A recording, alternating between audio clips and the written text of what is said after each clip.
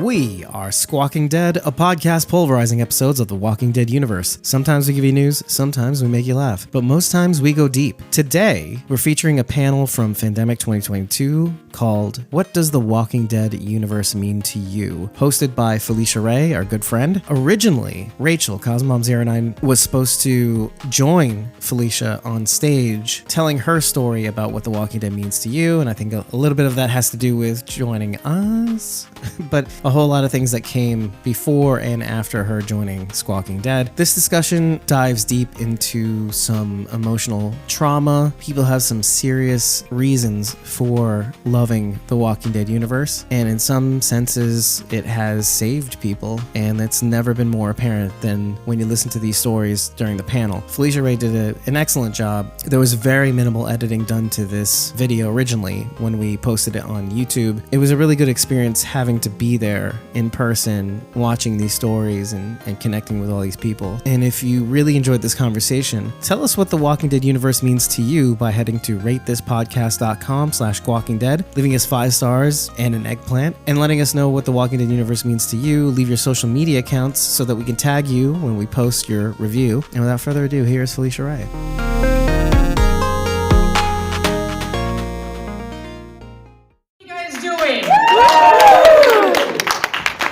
And tired is still very valid. Yeah, I'm seeing a lot of sunglasses. I gotta say that. So, hi, my name is Felicia Wray. I am from Minneapolis, Minnesota, and this is my first Fandemic panel. Congratulations. That's for the golf clap, thank you. Awesome. So I wanted to do this panel because even though we all get together during these cons and we have those little moments here and there where we're breaking bread and sharing and talking and laughing and partying, maybe some of us don't get that form to be able to clearly state just how much the Walking Dead universe means to you and why. And so I wanted to put this together so that we can all just kind of talk about that and share our stories, share who we are, where we come from, and how the series has impacted us. For me personally, long story short, I have been a longtime horror movie fan since birth. My mom would joke I was dropped on my head. And I gravitated towards zombies when I saw George Romero's Night of the Living Dead. I think I had always heard about it, but I didn't officially see it till I was about 13. And I was pretty much hooked on the concept of zombies. And it just kind of got deeper into that with the Romero trilogy of Night, Dawn, Day. Romero fans, anybody? Excellent. And that just kind of opened the door for the whole zombie genre with me. And I got deeper into special effects and loved what K&B Effects and Tom Savini, what they would do to show the evolution of just what the zombies started off and how it's kind of grown now into this incredibly complex makeup process. And really, I feel like it's kind of been redefined with The Walking Dead. On a personal side, the horror aspect always intrigued me, and I honestly didn't give it much thought way back on Halloween in 2010 of just what the character development was going to be like and how that actually would affect me. And so maybe like a few of us that are horror fans, we came into it with just that horror film, scary movie element of just, yeah, we love zombies, we love the tension, we love the excitement, and maybe we weren't necessarily expecting to be so engaged and moved and deeply connected to these characters. And that was certainly my evolution. For me, what did it, what kind of just cemented my deep love and connection of the show was in 2015. My father passed away in October 4th of 2015, and I pretty much had to be on autopilot. I grieved at the funeral. I basically put some blinders on and was taking care of my mom, trying to take care of my brother, had just started a relatively new job. So I was very much on a surface level and not really taking things in. And then 3 weeks to the day is when a little episode called Thank You came on. If you remember, Thank You. We'll just call that the Glenn Dumpster episode. Yes, that episode. And when that infamous moment happened at the end of that episode, I had no idea just how much I had been holding on to that grief, and everything that I had felt in the past 3 weeks and thought I had gotten out came out in one long primal scream, of which my husband up front here had to witness and then console me. And that really, as terrible as that moment was, it opened up the floodgates to help me deal with what I had experienced. And it really opened up my eyes to how impactful and just how incredible this show was in its writing, in its talent, to move past the terror aspect of it and to really carve out a place in our hearts of where now these people are so relatable that we have invested ourselves in it. And that was just kind of a big ticket moment for me. And I've never turned back since. There was supposed to be another person here with me whose life has definitely been influenced by The Walking Dead. She is part of Squawking Dead, Rachel Burt. And I wish she could be here to tell her story, but she had to catch a plane. For her, she's now going into special effects makeup. She is in school. And so that has really opened up the doors for her. That's how it's impacted her. So, and I wish she could be here because she's so passionate about it, and it's just wonderful to hear her side of it. But since she's not here, I would love to have you guys tell me who you are, where you're from, and share your story. So I'm Bridget Mason Gray. I'm from Raleigh, North Carolina, and I have a little bit of a self-healing voice going on right now. It's a lot of that going around. Yeah. And I've been screaming a lot this week. It's called partyitis. Yeah, it's a real problem. I'm a prepare for waterworks here, people, because this is gonna get deep. So when I first started watching The Walking Dead, I was in a abusive relationship, physically, mentally. Started already. I hardly am out the gates here. And I had grown up in a kind of tumultuous home life as a kid. And my dad had also been abusive, so, cyclical kind of shit that I went through. And I started watching The Walking Dead, when it aired in 2010.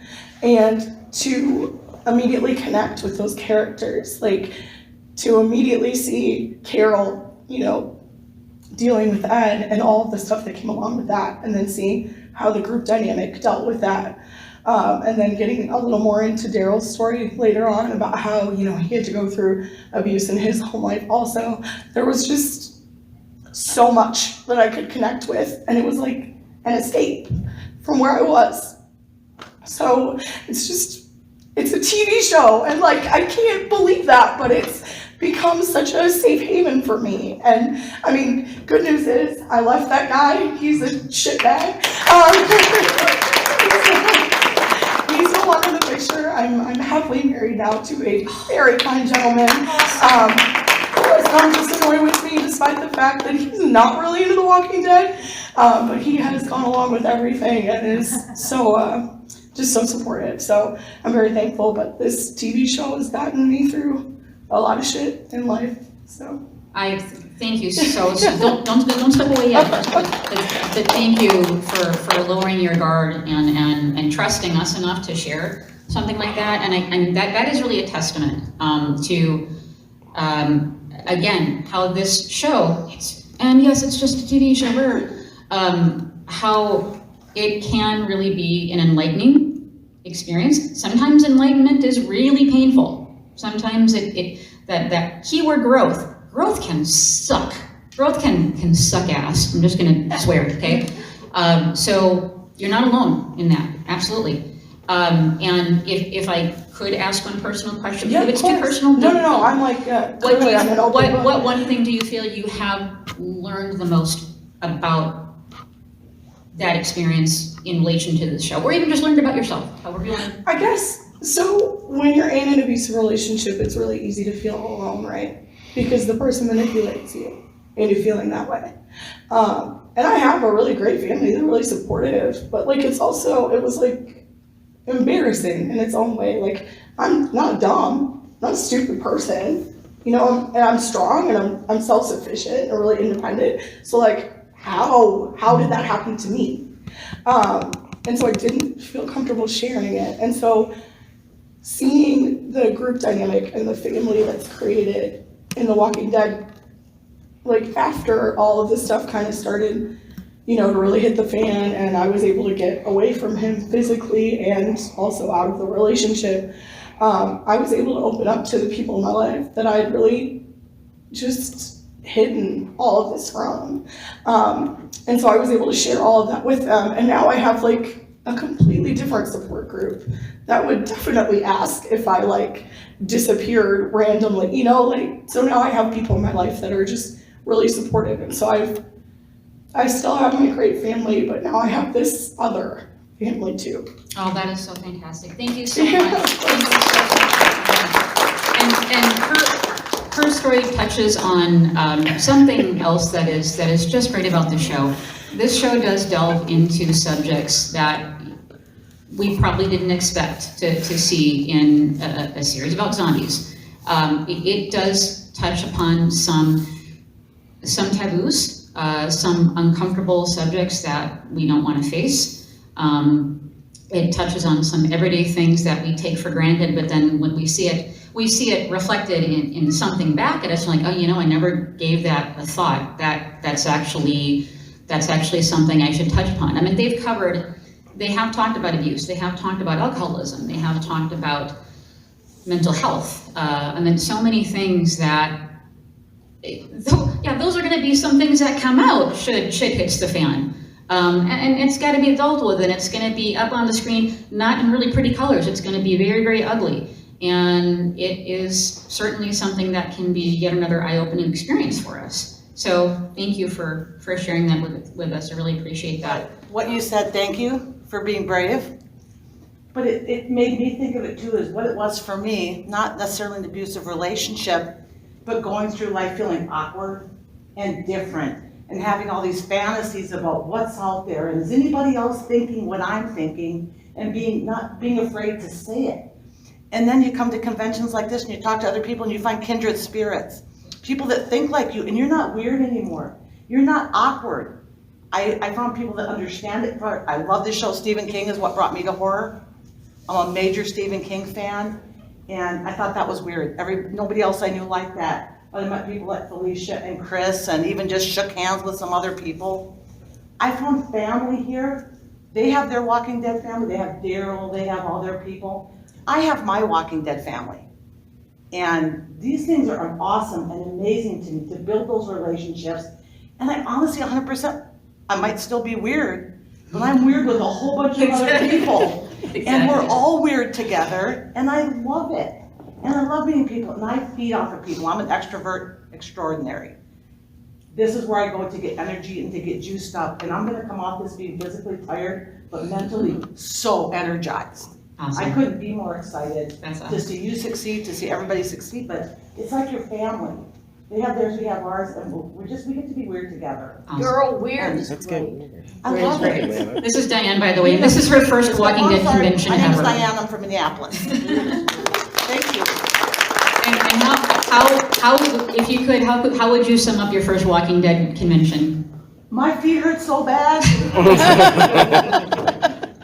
Overwhelming. Well, I have high functioning autism, so it's taught me that like you don't have to be happy all the time. You don't have to smile all the time. Sorry. It's okay. It's okay.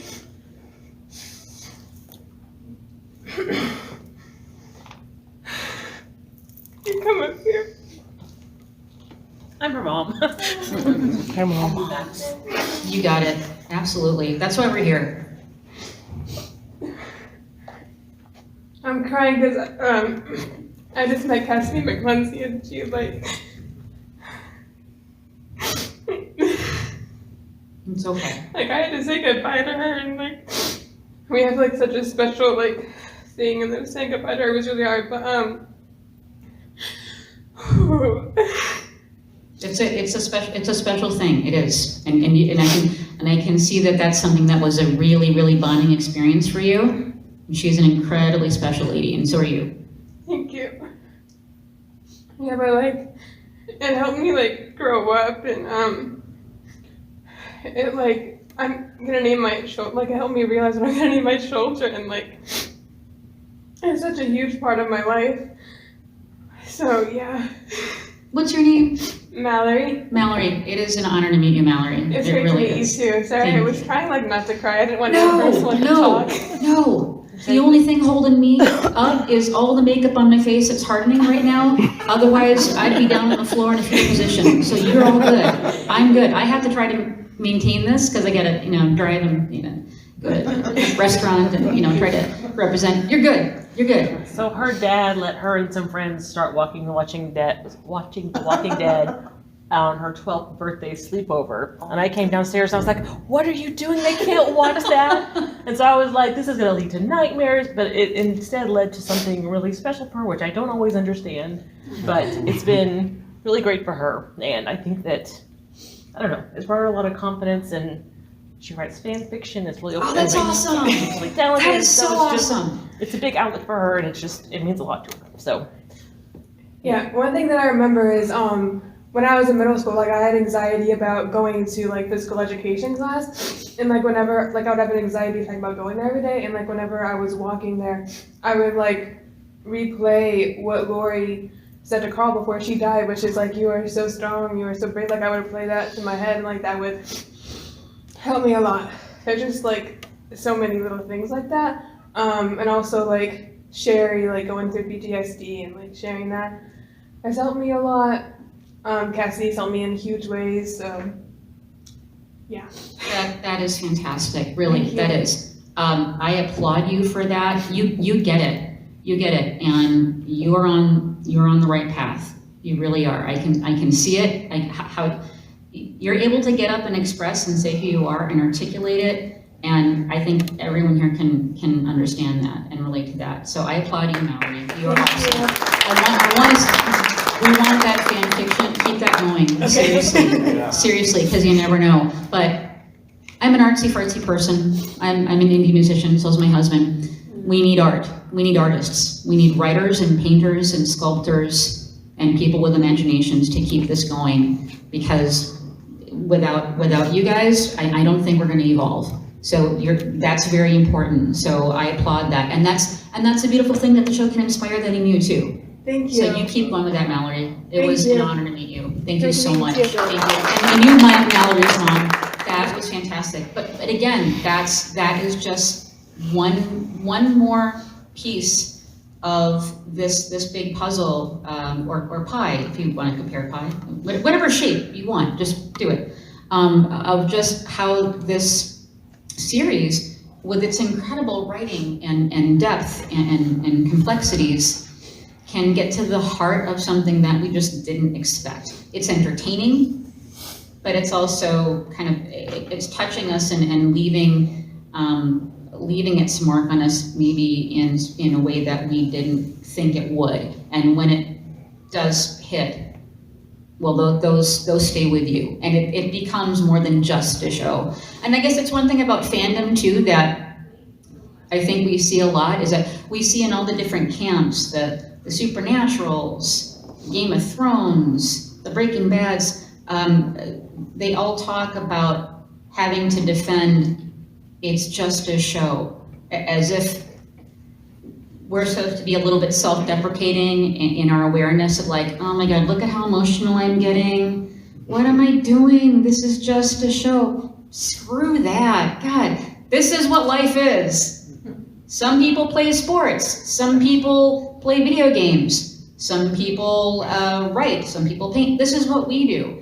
And it's not just a show. It's something that is going to kind of help us through dealing with what we're dealing, or it can inspire us to do better, inspire us to do more. So never, ever, ever be embarrassed or do that thing you do with your head rolled. Oh God, I'm just embarrassed. Don't do the head tilt. Forget that. Just be proud. Stand up. Damn it, it's a TV show and it's awesome. And that's totally fine. My name's Christina. I'm from Pottstown, Pennsylvania. And my relation to this is honestly kind of weird. I'm not the biggest fan of The Walking Dead, but my family is. I have 3 brothers, 2 older brothers, 1 younger brother. My 2 older brothers are recovering addicts. And I didn't really know them that much before they were, so I only knew them as the recovering addicts that they were, and I only saw them as that. But when The Walking Dead started showing and they got more into it, it made me see them as more of like people and like people with interests and actual people rather than just addicts, I guess. So that's extreme. No, that's incredible. I mean, you got to see them lower their guard. Yeah. You got to see them be in the moment of something and experience it fully and be engaged, and you got to see pieces of the real them, I imagine. Yeah. How are they good? They good? Yeah. They good? Okay. My oldest is, I think, 5 years clean, and my second oldest is 4 years clean. Awesome. That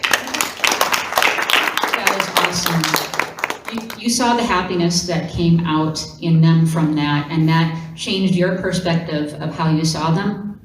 That's really important. Fantastic. Thank you so much for sharing that. Hi, I'm Jess. Hey, Jess. Hi, I'm from Jersey.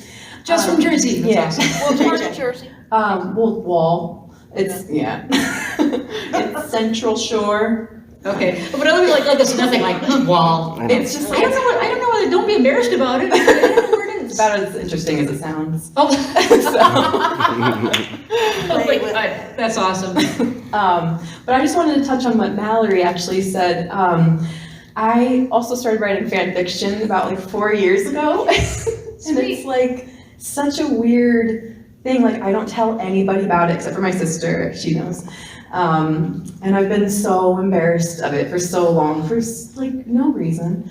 But it's so great, like especially with the pandemic, it was so isolating during that time, and so like having this outlet and like meeting all these people, and like I've grown this little like fandom of its own who like love my writing, and it's like so I know it like really has brought me so much joy in my life, and like I don't like that I diminish it to like normal people, you know, if it's important to me. So I understand what you're saying, and you know the community that this fandom brings, and it, you know, love it. What's the springboard for that? I actually write reader insert stories. I'm not sure if anyone's familiar with that, but basically you're creating like a kind of general character of your own, and the reader inserts them into the story. So there would be like I am obsessed with Daryl, so like it's really like mostly Daryl.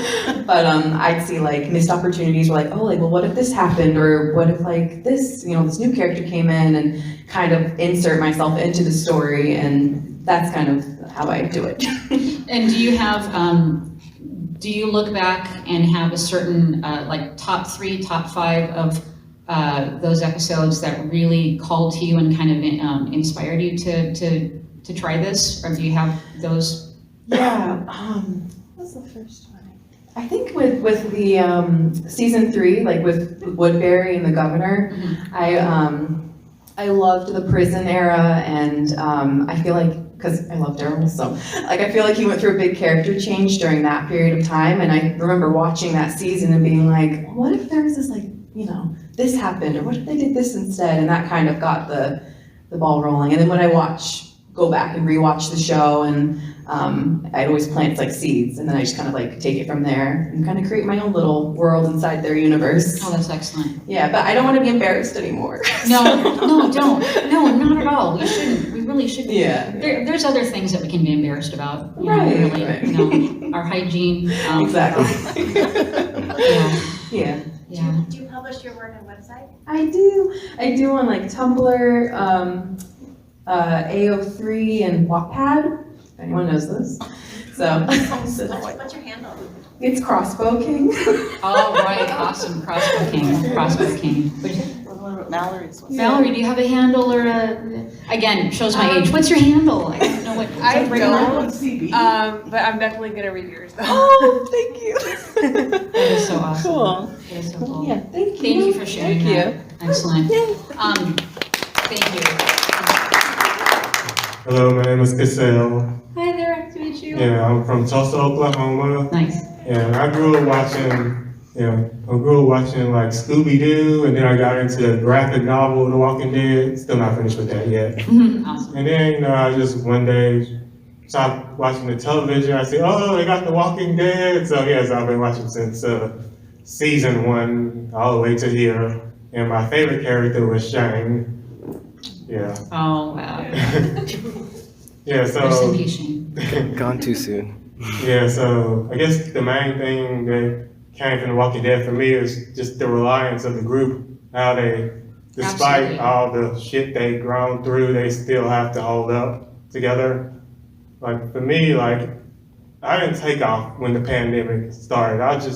I've been working through it. I've seen pretty much the people really act crazy. Yeah. Even my fellow employees, a lot of them just went through a period of darkness. Even I kind of a little bit lost my sanity, but we just had to just keep it together. We had to. Absolutely. Yes. Absolutely. Even now, yes. I mean, this was just a little pandemic. Imagine if it was a real zombie apocalypse out there. Exactly. You hit it right on the nose. Exactly. That's very insightful. I didn't think about it that way. I think when things happen in the past 2 years, you kind of forget, you lose perspective. And that's a great point. If these people can do it and they're fictional characters, my God, can't we get past the next 2 years and come out of it okay? So I'm glad you came out of it okay, and it inspired you to get your shit together. Yes. When other people didn't, and that is really, really cool. I even lost a few people to I'm so the sorry. virus, so yeah. I'm so sorry. And we probably all lost some folks, or we know of people that did. And yeah, it's been, you kind of had to almost, for me in a way, go like, am I Rick Grimes and am I dreaming in a hospital bed right now? Because this can't really be happening. But yeah, I think the word that, in hearing you talk and tell your story, resiliency. You have resiliency. And resiliency, I think, is incredibly important in this show. And as a group, they're stronger together than apart. So that's really cool. Thank you for sharing that. You're welcome. Thank Yeah, you I'm so gonna much. be, I'll be a Rick, not Shane. Thank you. If shit hits the fan, what store do I steal from first? I'm gonna tell you, my top two are the Home Depot and the sporting goods store. Beeline for the axes and the machetes. I've never thought about that my whole life, but I feel so comfortable doing it now. Okay, why don't I go there? Go to the airport. They got a lot of fences with a lot of barbed wire. I'm just curious if anybody else has done that, driving around and said, this is what it's done to me. I pretty much just do that all the time ever since way back I started watching The Walking Dead. It's like Yeah. always on my mind Yeah. all the time about everything, especially with the pandemic happening too. It's like just all the time. I'd say like, at least once a day, like you're in the store and I'm like, canning food. Like, you just How gotta long stock can up. that Maybe explain not before it today, goes maybe not on? today, but at some point I need to remember to do that. Like water, and just to think you wouldn't think like, but one thing that's, when they got to Alexandria, they had all those solar panels, and that's when it got a little bit like, unrealistic. I mean, I love the whole thing, but, in the real world, like that, like, look at what's happening. We can't even keep toilet paper in stock and we're gonna do solar panels, really? They have no electricity, they've got no heat, like that's what it would really be. Exactly. Like, we wouldn't all have solar panels and, hot water like when they get to Alexandria, like it's. When you get right down to it, really this show is kind of PG in showing what would really happen. The reality of what we've all seen and seen in the news the past couple years and stories, it's X-rated. They couldn't really put on screen what would actually happen because it would just be then it would be like a Serbian film, if anyone knows what that is. I agree. It would be, it's a lot uglier in real life. And to answer your question, I think about it all the time, even before the show, because I was raised with anxiety and I'm a catastrophe girl. My superpower is catastrophizing. People will follow that because there's a girl at work that says, I don't care what happens. I listen to you talk and their shit hits the fan, I'm following you. Exactly. You're gonna know how to get out and where to go. And that's the point that you two people make. And I think if there were a poll that would be taken of how people and coping skills of the past 2 years and the demographics, people who watch The Walking Dead have their shit together. People who watch The Walking Dead think outside of the box and use their imagination to be prepared. And we ask those what if questions. I'm not saying other people don't or other fandom communities don't, but I think if you took a poll, none of us really cracked a lot. I don't think so. I think we pretty much held it together. I'm so happy that you guys shared what you did. You didn't have to, and you did it. And that, again, is a testament to how you do feel like this is a welcoming community where we can break bread and share our thoughts and ideas. And that was positive. I mean, look at that. You're going to read her stuff, she's going to read your stuff, and together you're going to make the next best picture of 2025. Let's see. That's what I'm going to shoot for. Talk to AMC. But I really thank you guys, and I hope that you continue to be inspired by this and write your own stories and share your own experiences in whatever ways that may be. If it inspires you to go off and do something artistically, to get into healthcare, to do charity work, whatever, just keep doing it. And like Mallory said, do not be afraid to hold your head high, because Walking Dead family does certainly have your back. Okay, so thank you guys so much for coming out here. Please give yourselves a hand. Awesome. Thank you. You guys are welcome. Yeah, thank you.